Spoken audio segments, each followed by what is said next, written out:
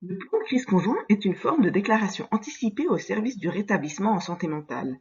Une de ses particularités est que son contenu doit être négocié, rédigé et validé au minimum entre un patient et un professionnel.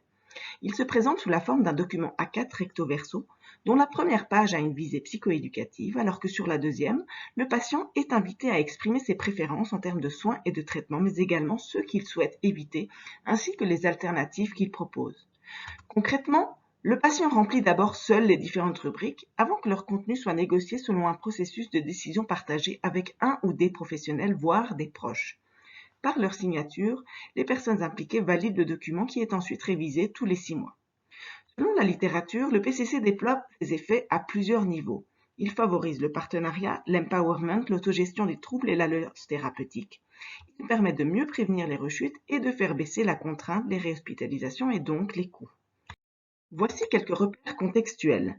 Constatant que l'outil est très peu répandu alors que son utilisation est recommandée depuis plusieurs années déjà et que le canton de Vaud est le champion suisse des hospitalisations sous contrainte, en 2017, professionnels et pairs s'allient pour conduire une étude exploratoire visant à mieux comprendre ce qui entrave l'implantation du PCC.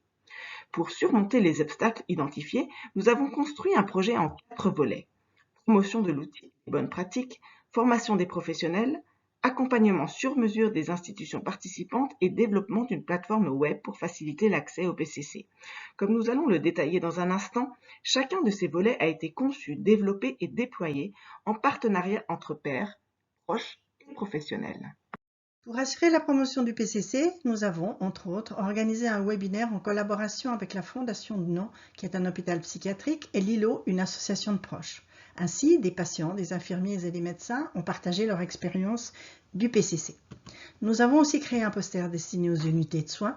Il a été co-construit puis agréé par des groupes de patients afin de vérifier que son contenu soit compréhensible pour les usagers, les proches et les professionnels. Par ailleurs, nous avons rédigé plusieurs articles, dont celui qui relate l'expérience de Gilles, un père praticien ayant rédigé un PCC au cours de son rétablissement et qui co-anime les formations. Pour la formation e-learning, des entretiens simulés ont été tournés entre pairs, proches et professionnels avec un patient faisant de l'improvisation. Quant à la plateforme PCC, un processus participatif a réuni proches et patients à l'aise ou pas du tout avec les nouvelles technologies. Les ingénieurs ont répondu aux défis sécuritaires qu'ils ont soulevés. Des vidéos pédagogiques conçues à 3 voix y ont été intégrées. Pour terminer, quelques résultats. Flyers et posters ont largement été diffusés dans les institutions psychiatriques et cabinets médicaux.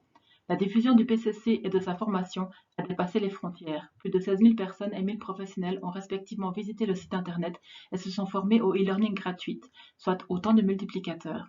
Plus de 200 PCC ont déjà été récoltés auprès des 18 institutions accompagnées.